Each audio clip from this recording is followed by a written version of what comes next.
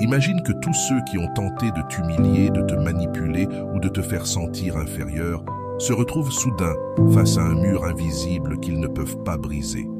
Ce mur, c'est ta transformation. C'est ton changement radical, ce traitement silencieux qui détruit leur ego sans cri ni vengeance.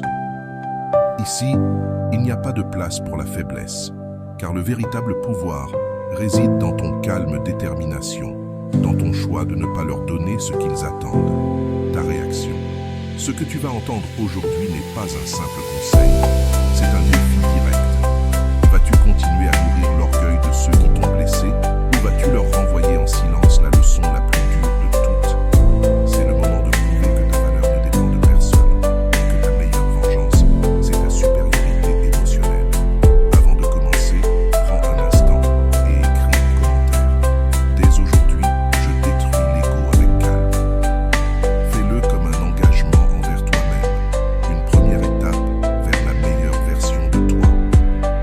Allons-y ensemble. Numéro 1. Le silence calculé qui torture.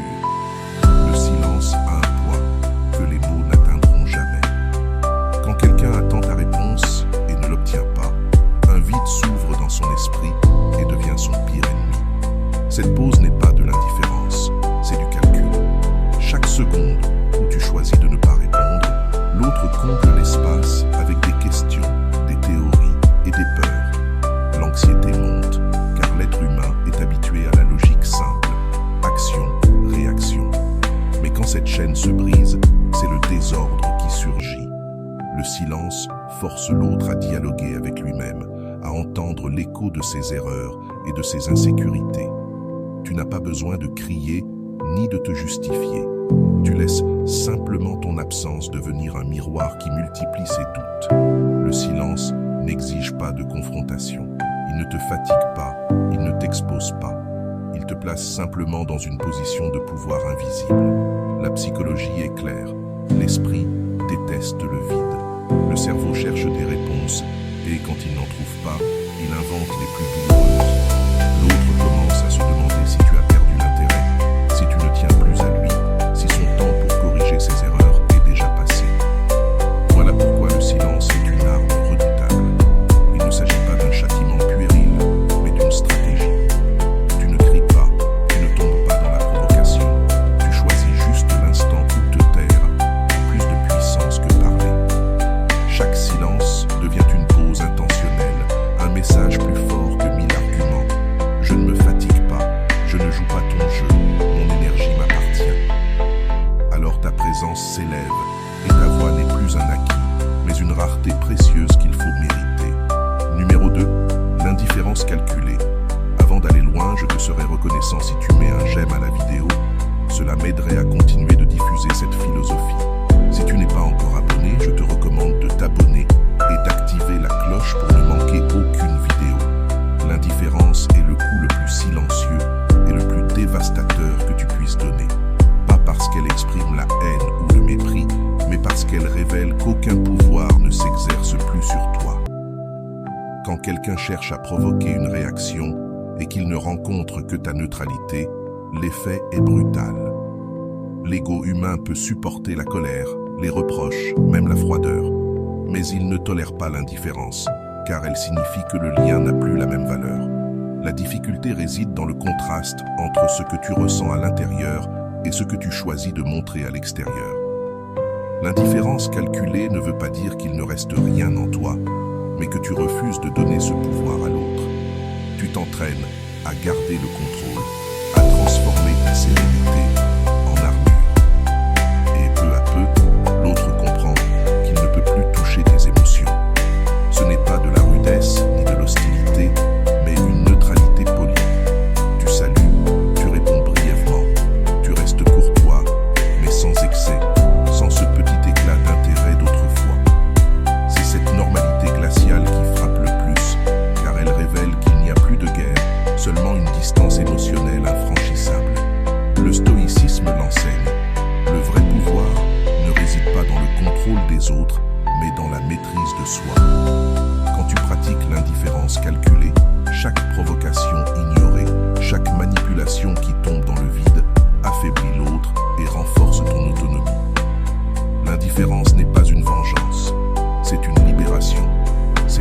l'impression que ton monde intérieur ne vacille plus à cause de la présence ou de l'absence de quelqu'un. Numéro 3. La froideur invisible comme arme silencieuse.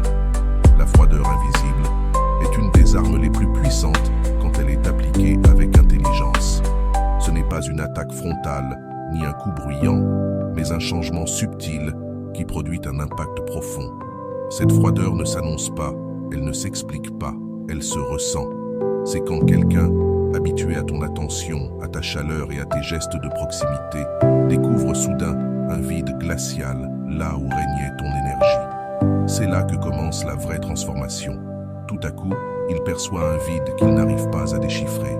Il ne trouve pas de réponse claire, et cela l'oblige à regarder à l'intérieur de lui. Ce qui compte ici, ce n'est pas l'indifférence absolue ni le mépris ouvert, car cela provoque un rejet immédiat et suscite des défenses. La clé se trouve dans la cordialité, l'éducation et même une certaine amabilité, mais en retirant peu à peu la charge émotionnelle qui accompagnait autrefois chaque interaction. Il n'y a plus de sourire spontané, plus de messages que tu initiais, plus de regards chargés de complicité. Ce vide devient un miroir inconfortable où l'autre commence à projeter ses propres doutes. Ce qui est fascinant dans cette technique, c'est qu'elle ne t'épuise pas, car elle ne t'oblige ni à discuter, ni à te justifier, ni à défendre ta position. Au contraire, elle t'économise de l'énergie et te place dans une position de pouvoir silencieux. Celui qui attendait autrefois ta réaction reçoit désormais ta sérénité. Et cette sérénité est bien plus troublante que n'importe quel cri. L'esprit humain supporte mal l'incertitude. Quand il ne reçoit plus les mêmes signes de sécurité qu'avant, il cherche des explications, la plupart du temps en lui-même. Alors, il se demande: qu'ai-je fait? En quoi ai-je échoué? Pourquoi a-t-il changé son comportement? L'effet est multiplié, car pendant que toi tu retrouves ton calme et ton contrôle, l'autre vit la confusion. Il ne comprend pas si tu t'es éloigné par désintérêt, par colère, ou parce que tu as trouvé une autre source d'attention. Et ce mystère le déstabilise profondément. C'est un mouvement stratégique qui ne cherche pas la vengeance, mais l'équilibre. Tu te protèges de l'épuisement que provoque le fait de donner plus que tu ne reçois, tout en permettant à l'autre de faire face à ses propres actes. Mais cela demande une discipline émotionnelle. C'est résister à l'envie de donner des explications inutiles ou de retomber dans d'anciens gestes d'affection automatique. C'est apprendre à être présent sans distribuer constamment ton énergie. Chaque fois que tu décides de ne pas initier une conversation, chaque fois que tu conserves un geste neutre au lieu d'un sourire chaleureux, chaque fois que tu retires ton attention, tu envoies un message puissant sans dire un mot. Et ce message est clair. Ton attention n'est pas garantie. Ton énergie n'est pas inépuisable. Ta présence a de la valeur. Alors, l'autre, habitué à tout recevoir sans effort, ressent que quelque chose lui échappe. Ce vide l'oblige à commencer à apprécier ce qu'il tenait pour acquis. C'est là que cette froideur invisible devient une leçon, non seulement pour lui, mais aussi pour toi. Tu apprends à protéger tes ressources émotionnelles, à donner seulement lorsqu'il y a réciprocité et à te retirer lorsque ton offrande n'est pas reconnue. Selon le stoïcisme, celui qui domine ses émotions et agit avec calme stratégique exerce le plus grand des pouvoirs, le contrôle de lui-même, sans chercher à contrôler les autres. Le but, ce n'est pas seulement que l'autre s'interroge, mais que toi tu retrouves ton axe. La froideur invisible n'est pas une punition, c'est un acte d'autoprotection. Elle t'offre un espace où tu ne réagis plus impulsivement, où tu ne cèdes plus ta paix à celui qui n'a pas su en prendre soin. Avec le temps, ce silence émotionnel devient un contraste si fort qu'il ne peut être ignoré. Tandis que toi tu grandis en stabilité, l'autre s'enferme dans ses incertitudes. Et c'est là que réside la victoire silencieuse. Tu n'as pas besoin d'élever la voix, tu n'as pas besoin d'expliquer chacun de tes gestes. Il suffit de laisser ton changement parler pour toi. Car quand ton énergie se replie avec fermeté, le vide que tu laisses devient la présence la plus puissante. Numéro 4. Le dédain raffiné. Le dédain raffiné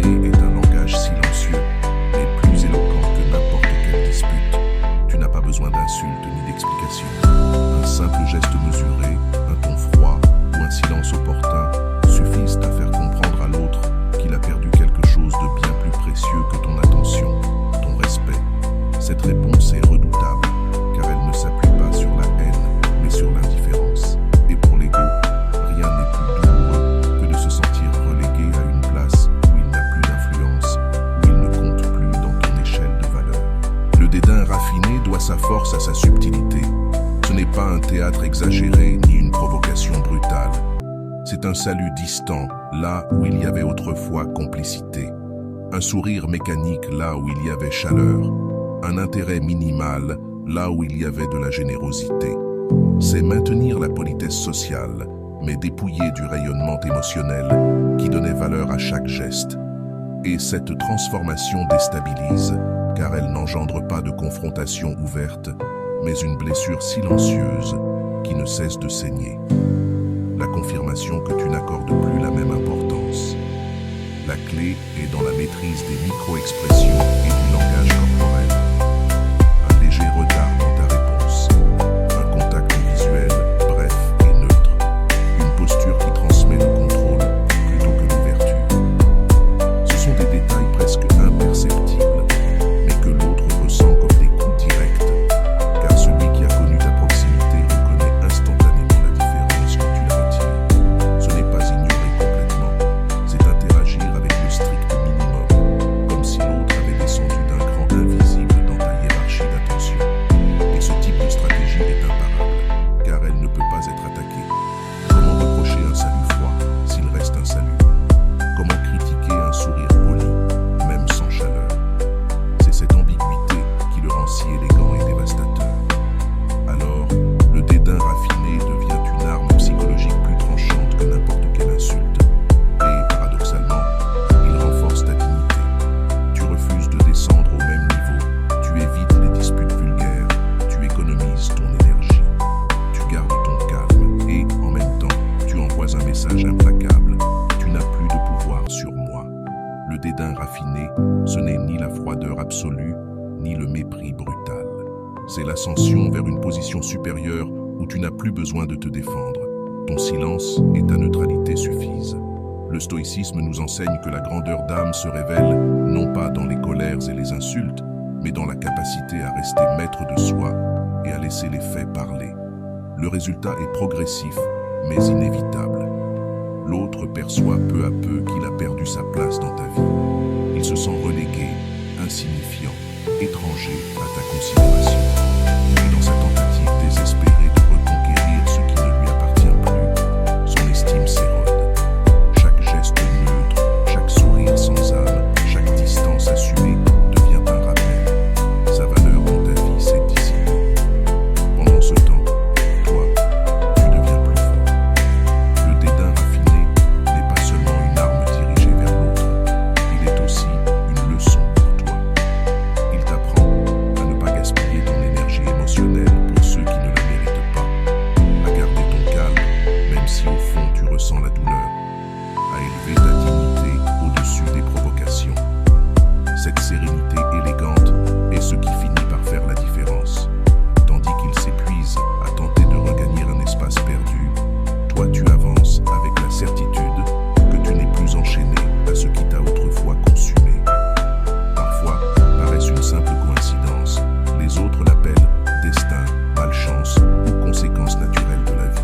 Mais toi, tu sais que la différence vient d'un choix, celui de t'être retiré au moment juste. Là où tu étais autrefois présent avec des paroles d'encouragement, tu n'es plus là. Là où tu résolvais un problème avec ton dévouement, tu restes désormais calme.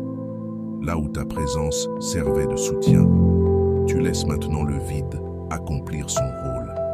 Cette absence stratégique n'a pas besoin d'être annoncée, elle se ressent d'elle-même. Le grand pouvoir de la rétribution silencieuse, c'est qu'elle révèle l'invisible. Lorsque tu étais là pour amortir les erreurs de l'autre, il ne voyait jamais le poids de tes efforts. Il croyait que la vie était plus simple qu'elle ne l'est vraiment, parce que tu portais en silence une grande partie du fardeau. Mais quand tu retires ton énergie, chaque erreur se multiplie, chaque conséquence tombe directement sur ses épaules, et chaque obstacle dévoile le vide exact que tu remplissais avant. Cette révélation est douloureuse, parce qu'elle ne peut ni s'ignorer, ni se dissimuler. C'est la vie qui enseigne à ta place ce que tes mots n'ont plus besoin de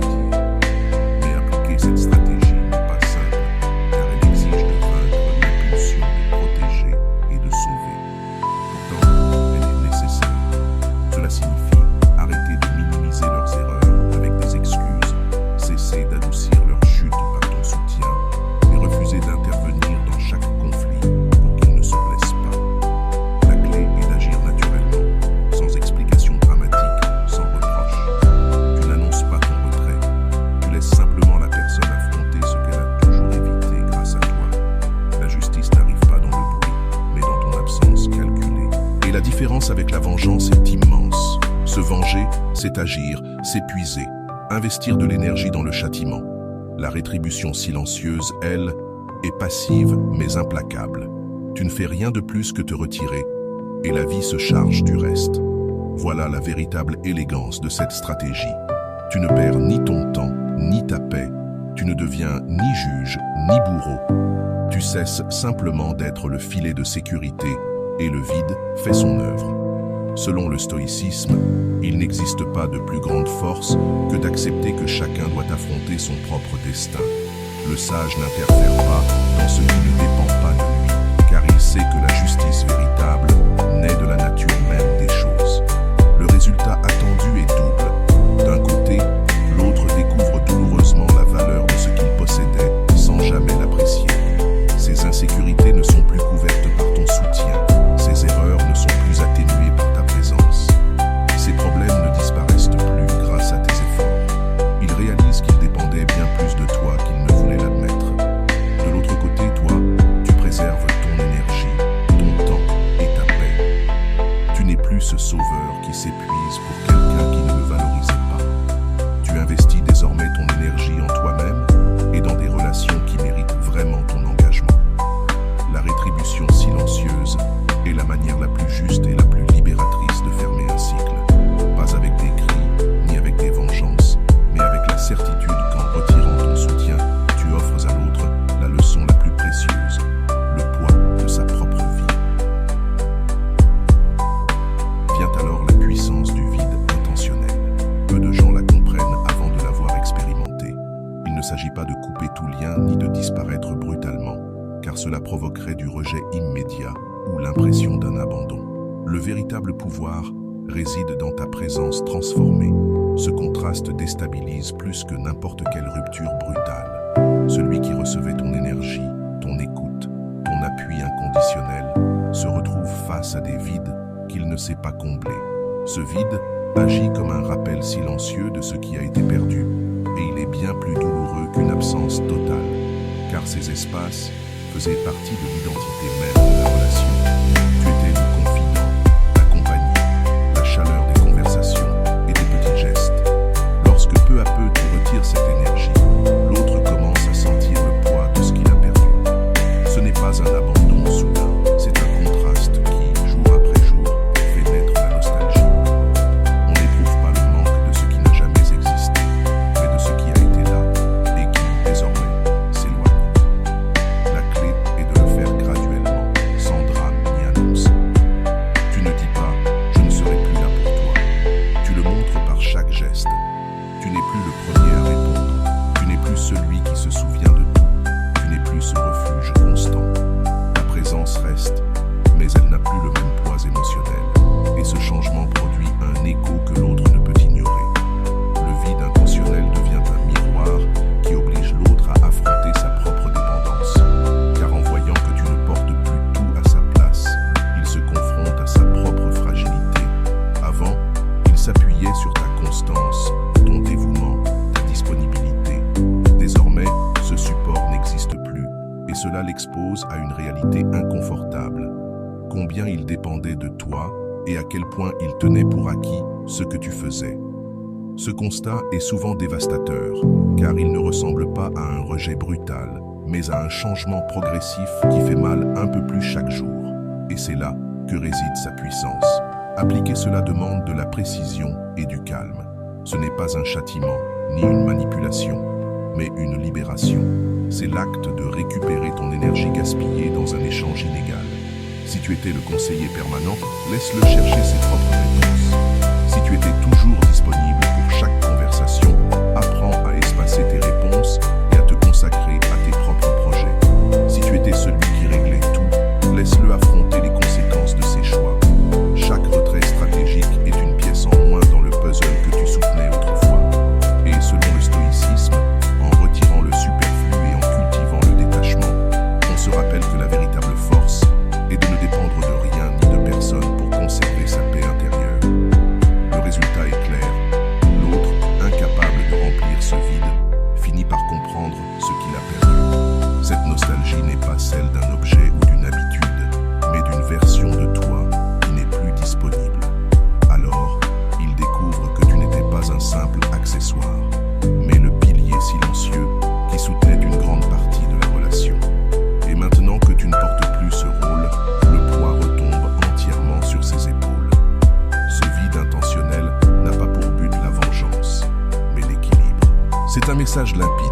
Mon énergie n'est pas infinie, ma dévotion n'est pas automatique et mon soutien doit être mérité.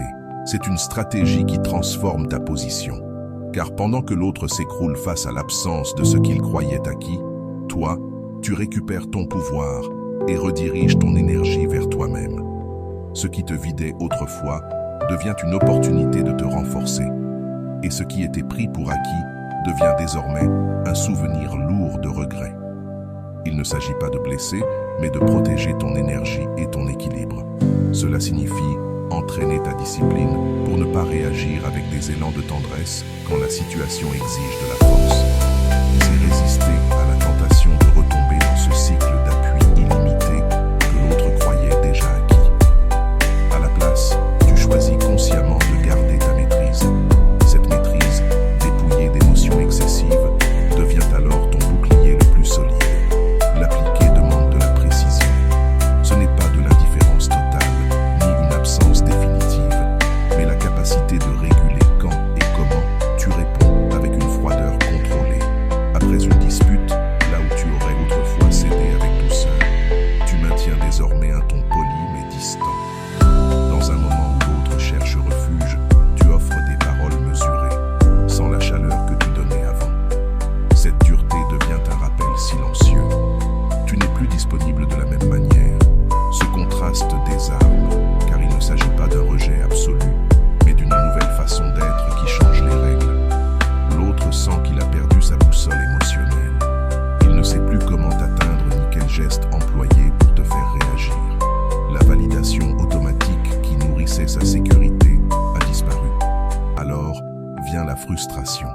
Il réalise que sa capacité de te manipuler émotionnellement est réduite à néant, car désormais, tu contrôles totalement ta réponse. Tu décides quand montrer de la chaleur et quand appliquer de la dureté, et ce pouvoir n'est plus dans ses mains. Selon le stoïcisme, celui qui domine ses passions ne se laisse entraîner ni par le désir de plaire, ni par le besoin de réagir. Le sage sait quand retenir et quand relâcher, car le véritable pouvoir est de se gouverner soi-même. Le résultat est libérateur. Tandis que l'autre s'épuise dans la confusion, toi, tu renforces ta force intérieure. Tu ne réagis pas impulsivement, tu ne livres pas ton énergie émotionnelle sans contrôle.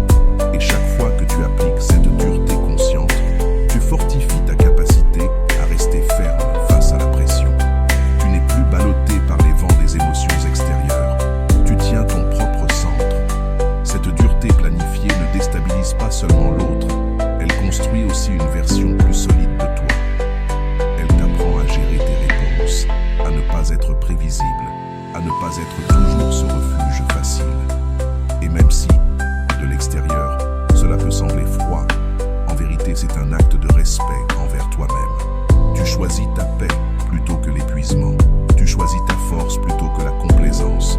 Et ce changement ne passe pas inaperçu. L'écho de ta nouvelle posture résonne plus fort que n'importe quelle explication. Numéro 8. Le mystère comme arme psychologique.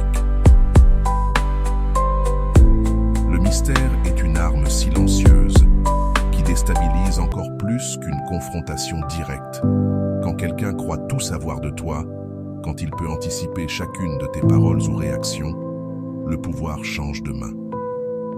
Mais quand tu choisis de te taire, de laisser des espaces sans explication, d'agir de façon imprévisible, tu deviens un énigme qui domine son esprit sans jamais hausser la voix. Le cerveau humain ne supporte pas l'inconnu. Il veut combler les vides, trouver des réponses. Et quand elles n'arrivent pas, l'anxiété grandit, l'imagination s'emballe et l'obsession s'installe. L'excès de nous fait toujours. Parler trop, c'est donner des explications que personne n'a demandé. C'est mettre ta vie sur un plateau. À l'inverse, quand tu choisis ce que tu partages, quand tes gestes sont mesurés, quand tes silences sont intentionnels, tout ce que tu fais prend de la valeur. Tu deviens imprévisible, insaisissable, et cette incertitude ronge l'autre. Il veut savoir ce que tu penses, ce que tu ressens, ce que tu prépares. Mais tu ne lui donnes plus cet accès. Le mystère attire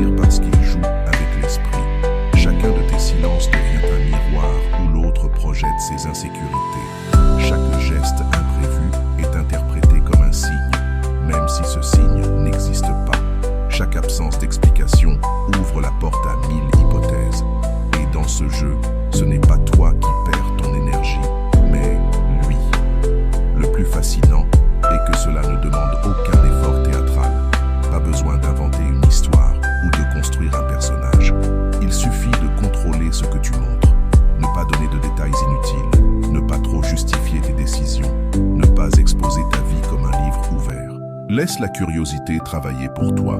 Quand tu parles peu et agis avec mystère, chaque mot devient précieux. Appliquer cela exige une discipline émotionnelle. Quand on te questionne, réponds à l'essentiel, pas à l'excès. Quand on attend de toi une explication, souris et garde le silence. Quand on croit savoir comment tu réagiras, surprends avec un geste opposé. Cette imprévisibilité ne trouble pas seulement, elle attire, car ce qui est inconnu suscite toujours l'intrigue.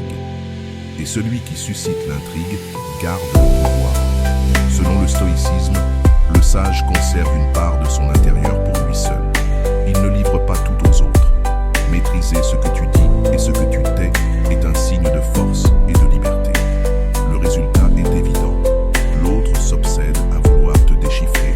Il analyse chaque mot, il interprète chaque silence, il cherche des signes là où il n'y en a pas. Toi, au contraire, tu restes centré et intouchable. Tu n'es plus un livre ouvert. Tu es un mystère que personne ne peut percer complètement. Le mystère, comme arme psychologique, rappelle que le pouvoir n'est pas toujours dans le bruit. Parfois, il suffit de se taire, de garder un visage neutre, de donner moins que ce que l'on attend de toi.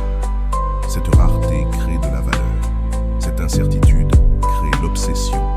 Et quand tu maîtrises cet art, tu découvres qu'il n'y a rien de plus magnétique que d'être un énigme impossible à contrôler.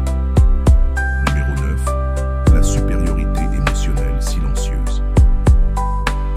La supériorité émotionnelle silencieuse ne se crie pas, elle se transmet dans le calme. Ce n'est pas le geste de celui qui veut s'imposer, ni le bruit de celui qui réclame d'être entendu. C'est l'équilibre absolu qui déroute les autres, car ils ne trouvent pas en toi la faiblesse qu'ils attendaient. Quand quelqu'un cherche à provoquer ta réaction et n'obtient que ton silence, quand il essaie de te manipuler et ne reçoit qu'une sérénité paisible, il comprend qu'il a perdu tout pouvoir sur ton monde intérieur. Voilà le vrai pouvoir, celui qui n'a pas besoin d'être montré, car il repose sur la force calme de celui qui ne dépend plus de l'approbation des autres. Ce qui rend cette stratégie redoutable, c'est qu'elle brise les règles habituelles du jeu émotionnel. L'autre attend tes justifications, tes supplications, tes explications inutiles. Il espère que tu t'énerves pour se prouver que tu tiens encore à lui. Mais quand tu réponds par le silence, par des paroles neutres ou par une sérénité inébranlable, l'impact est dévastateur. Ce vide de réaction est un message en soi. Tu ne cherches plus de validation, tu ne te bats plus, tu n'as plus besoin que quelqu'un confirme ta valeur. Chaque fois que tu refuses de te justifier, tu envoies un message plus fort que mille arguments. Ma vie ne dépend plus de ce que tu penses de moi. Cette paix devient un respect automatique. L'autre comprend que son pouvoir est éteint. Et toi, tu t'élèves, car le véritable triomphe de la supériorité émotionnelle silencieuse, c'est qu'elle ne demande aucun artifice. Pas besoin de feindre l'indifférence. Elle se vit, elle s'incarne dans ton calme.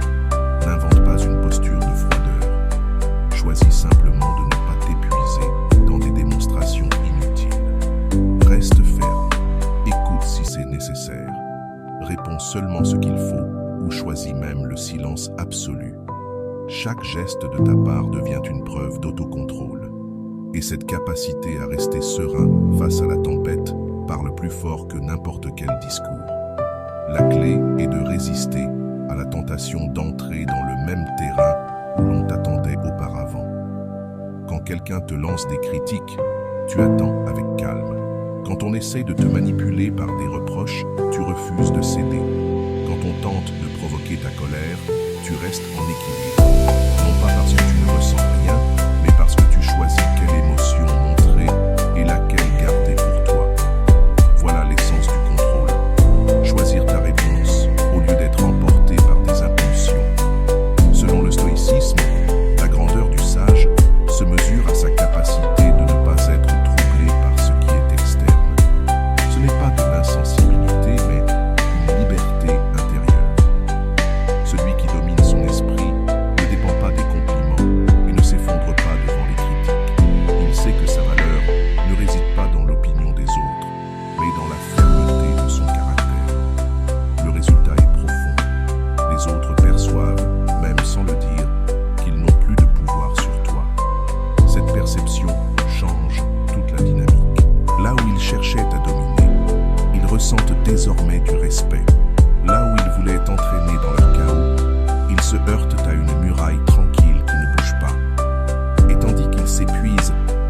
chercher comment garder le contrôle.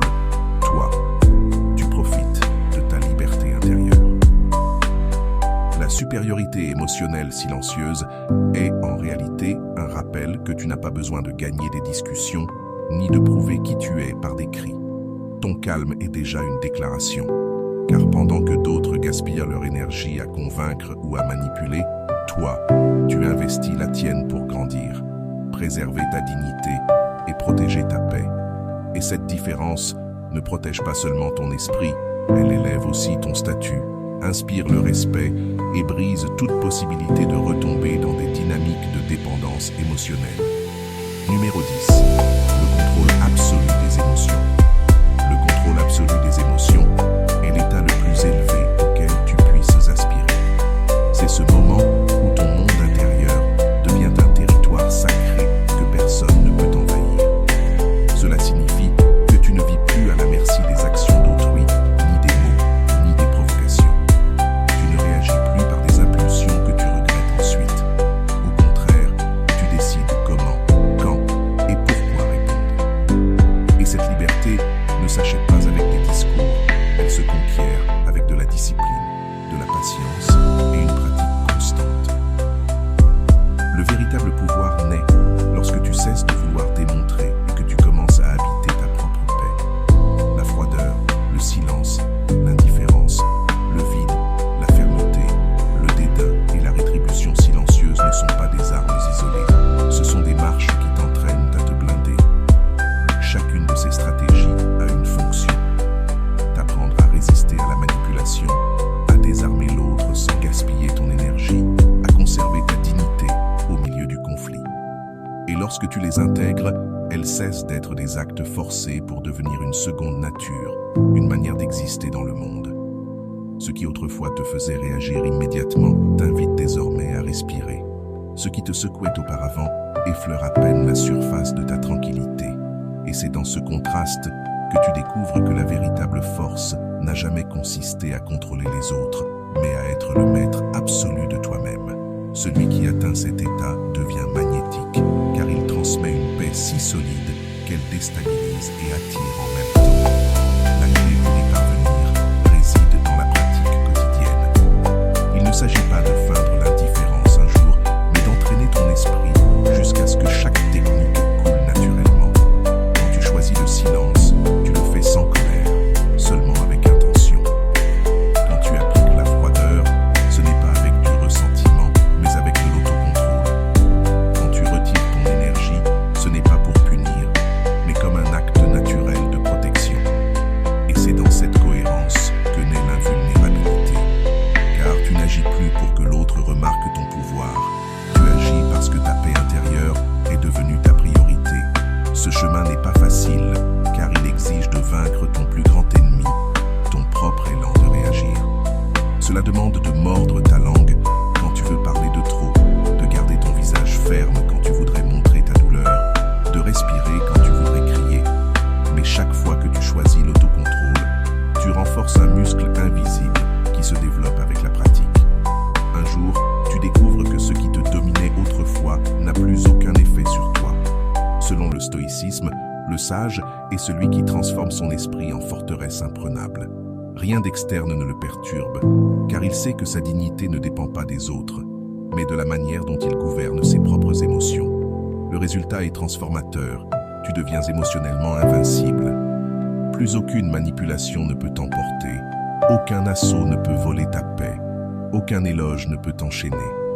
Tes émotions cessent d'être des marionnettes entre les mains des autres pour devenir ton bien le plus précieux. C'est alors que tu comprends que la dignité et l'estime de soi ne dépendent pas de validation externe.